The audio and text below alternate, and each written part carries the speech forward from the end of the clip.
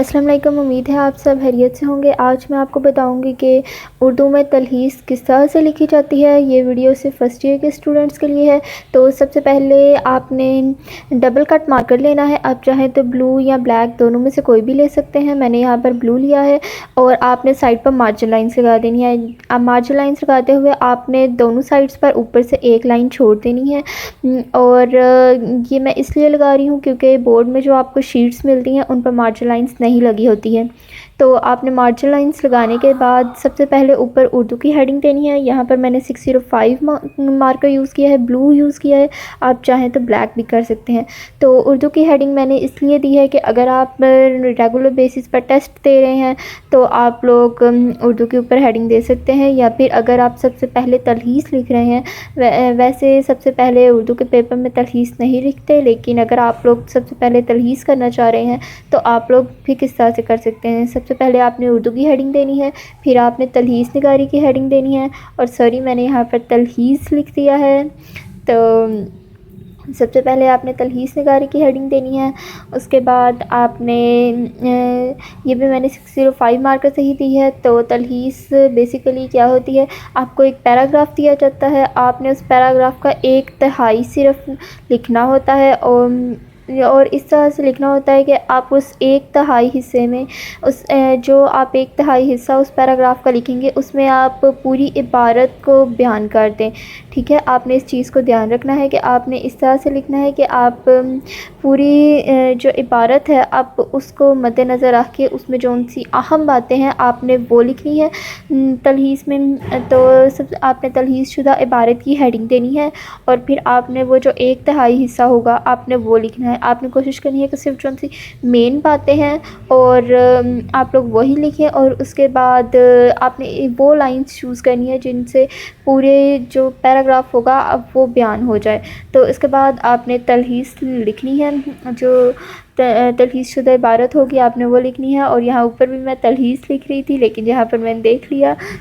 और उसके बाद अगर आपसे कोई गलती हो जाती है तो यहाँ ब्रैकेट्स डालकर साइड पे कट लगा दीजिए छोटा सा, नहीं तो आप सिंपली एक लाइन लगा दीजिए। अब ज़्यादा लाइंस मत लगाइए, उस तरह से वो गलती प्रोमिनेंट हो जाती है और वो बुरी लगती है।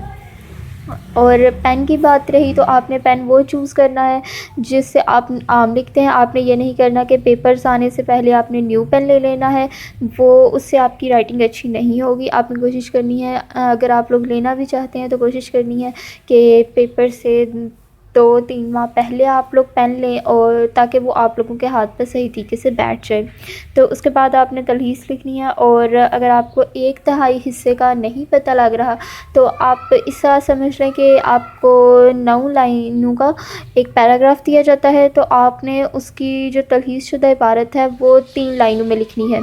और इस तरह से लिखनी है कि आप उस इबारत की पूरी स्टोरी को, पूरी कहानी को उन 3 लाइनों में बयान कर दें। बस आप लोग 3 लाइनों से 1-2 वर्ड ज़्यादा हो सकते हैं, 1-2 वर्ड कम हो सकते हैं, बट इससे ज़्यादा आपने नहीं करना। या फिर इसका एक दूसरा तरीका भी है कि आप लोग टोटल अल्फाज गिन लें, जो इबारत में टोटल अल्फाज होते हैं आप लोग वो देख लें, क्योंकि आप लोगों को तलहीस शुदा इबारत लिखने के लिए पूरे 20 मिनट दिए जाते हैं और ये 10 नंबरों का होता है, तो आपने इन्हें ध्यान से लिखना है। आप सबसे पहले उस इबारत के सब अल्फाज गिन लें और उसके बाद आप लोग उन अल्फाज को 3 पर डिवाइड कर दें। तो जितने अल्फाज आएंगे आपने कोशिश करनी है कि आप उतने लिखें, 1-2 लफ्ज़ ज़्यादा या कम हो सकता है, बस इससे ज़्यादा नहीं। उसके बाद अनवान लिखना है, जो आपने अनवान जो पैराग्राफ आपको दिया जाता है उससे आप एक क्या अनवान निकाल सकते हैं। जैसे यहाँ ऊपर पैराग्राफ था तो उसके जो मुमकिना अनवान थे वो मैंने लिखे हैं। आपने कोशिश करनी है कि आप 2 अनवान तो लाजमी लिखें। अगर आप 2 अनवान नहीं लिख सकते तो एक तो मस्ट है। आप लोग चाहें तो आप अनवान ऊपर भी लिख सकते हैं, या फिर अगर चाहें तो आप लोग नीचे भी लिख सकते हैं।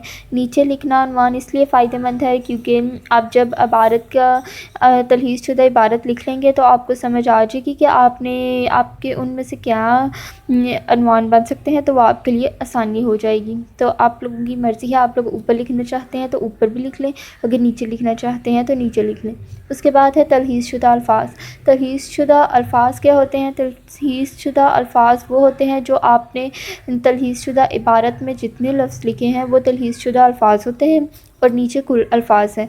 ये वही तरीका है जो मैंने आपको बताया कि आप कुल अल्फाज काउंट कर लें और उसके बाद आप उसको 3 पर डिवाइड करवा दें और जितने अल्फाज आए आप उससे 1-2 कम ज़्यादा होकर अब उतने तलहीज़शुदा इबारत में लिख दें। तो तलहीज़शुदा अल्फाज कौन से हैं वो आपने जो तलहीज़शुदा इबारत में लिखे होंगे वो अल्फाज जितने वर्ड्स होंगे आपने वो लिखने हैं और कुल अल्फाज जो टोटल पैराग्राफ दिया जाएगा आपको उसमें जो होंगे उसके बाद हमने अंडरलाइन करना है। तो आप लोग ये आप लोग चाहें तो 605 मार्कर भी यूज़ कर सकते हैं, लेकिन उससे आपको 2 दफ़ा लाइंस लगानी पड़ेंगी और हम लोगों की कोशिश यही होती है कि स्पेशली उर्दू के पेपर में जितने टाइम बच सके हम उतना बचाएं। तो आप लोग ये वाली मार्कर यूज़ कर सकते हैं, डबल कट मार्कर। उसके बाद मैंने वही मार्कर 604 मार्कर ली है जिससे मैंने तलहीज़शुदा इबारत की हेडिंग दी थी। तो इससे आप लोग डबल लाइंस लगाइए। आप लोग चाहें तो इस तरह से भी लाइंस लगा सकते हैं, एक बोल्ड और एक ब्रीक लाइन, या फिर अगर आप चाहें तो आप दोनों ब्रीक लाइंस भी लगा सकते हैं। बेसिकली अगर आप लोग ऊपर जो मेन हेडिंग होगी, मेन हेडिंग तो जो सी होगी वो आपने 605 के साथ ही लगानी है डबल, लेकिन अगर जो सी बाद में आपकी मेन हेडिंग होगी उसके बाद जो आप क्वेश्चन लिख रहे होंगे उसमें जो मेन हेडिंग होगी उसको आप एक बोल्ड लाइन कर लीजिए और एक ब्रीक कर लीजिए और जो सी दूसरी हेडिंग्स होंगी वो आप दोनों ब्रीक लाइन से कर लीजिए। उसके बाद आप एक एंडिंग लाइन लगा दीजिए। तो उम्मीद है आपको ये वीडियो पसंद आई।